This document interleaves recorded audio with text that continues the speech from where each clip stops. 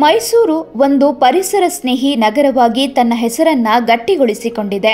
ಇತ್ತೀಚಿನ ದಿನಗಳಲ್ಲಿ ಭಾರಿ ಮಳೆಯಿಂದಾಗಿ ಕುಕ್ಕರಹಳ್ಳಿ ಕೆರೆ ದಡದಲ್ಲಿ ಬೇರು ಸಹಿತ ಧರೆಗುರುಳಿದ 4 ಆಕಾಶ ಮಲ್ಲಿಗೆ ಮರಗಳನ್ನು ಸ್ಥಳಾಂತರಗೊಳಿಸಿ ಮರುಜೀವ ನೀಡುವ ಮೂಲಕ ಮೈಸೂರಿನ ಪರಿಸರ ಪ್ರೇಮಿಗಳು ಒಂದು ಮಾದರಿ ಕಾರ್ಯವನ್ನು ನಡೆಸಿದ್ದಾರೆ.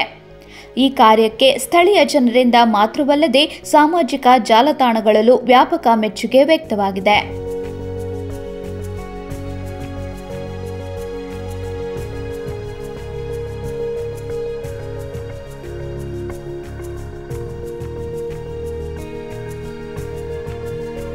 ಮೈಸೂರಿನಲ್ಲಿ ರಸ್ತೆ ಅಗಲೀಕರಣಕ್ಕಾಗಿ 40 ಮರಗಳನ್ನು ಕಡಿಯುವ ಯೋಜನೆಯ ವಿರುದ್ಧ ಪರಿಸರವಾದಿಗಳು ಚಳುವಳಿಯನ್ನ ಆರಂಭಿಸಿದ್ರು.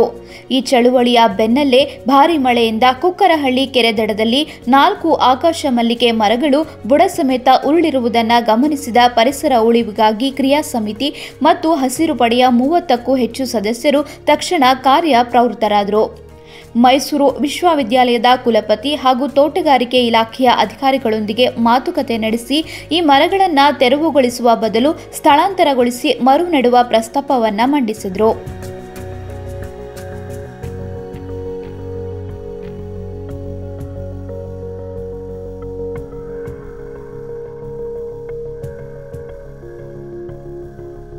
ಪರಿಸರವಾದಿಗಳ ಈ ಪ್ರಸ್ತಾಪಕ್ಕೆ ಒಪ್ಪಿಗೆ ಸಿಕ್ಕ ಕೂಡಲೇ ಸದಸ್ಯರು ತಮ್ಮಲ್ಲೇ ಹಣವನ್ನು ಸಂಗ್ರಹಿಸಿ ಕಾರ್ಯಕ್ಕೆ ಮುಂದಾದರು. ಕ್ರೇನ್ನ ಸಹಾಯದಿಂದ ಧರೆಗುರುಳಿದ ಮರಗಳನ್ನು ಎತ್ತಿ ವೈಜ್ಞಾನಿಕ ರೀತಿಯಲ್ಲಿ ಮರು ನೆಡಲಾಯಿತು. ಈ ಪ್ರಕ್ರಿಯೆಯಲ್ಲಿ 6 ಅಡಿ ಅಗಲದ ಮಣ್ಣನ್ನು ತೆಗೆದು ಬೇವಿನ ಸೊಪ್ಪು, ಗೊಬ್ಬರ, ಸುಣ್ಣ ಮತ್ತು ಕೆಮ್ಮಣ್ಣಿನ ಮಿಶ್ರಣವನ್ನು ಬಳಸಲಾಯಿತು.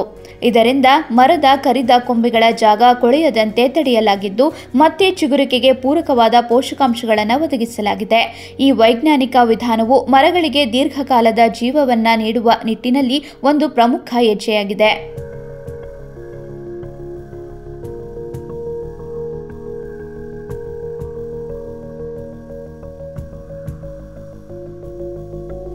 ಈ ಮೊದಲು 2019ರಲ್ಲಿ ಅಗ್ರಹಾರದಲ್ಲಿ 1 ಮರವನ್ನು ಬುಡ ಸಮೇತ ಕಡಿದು ನಗರ ಪಾಲಿಕೆಯ ಪ್ರಾದೇಶಿಕ ಶಿಕ್ಷಣ ಸಂಸ್ಥೆಯ ಕ್ಯಾಂಪಸ್ನಲ್ಲಿ ಮರು ನೆಡಲಾಗಿತ್ತು.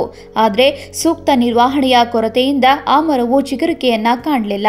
ಈ ಬಾರಿಯ ಪ್ರಯತ್ನವು ಆ ತಪ್ಪುಗಳಿಂದ ಕಲಿತು ಯೋಗ್ಯ ವೈಜ್ಞಾನಿಕ ವಿಧಾನಗಳನ್ನು ಅಳವಡಿಸಿಕೊಂಡಿದೆ.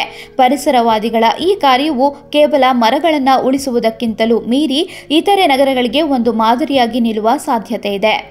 ಪರಿಸರವಾದಿಗಳ ಈ ಕಾರ್ಯವು ಸಾಮಾಜಿಕ ಜಾಲತಾಣಗಳಲ್ಲಿ ಭಾರಿ ಗಮನವನ್ನ ಸೆಳೆದಿದೆ.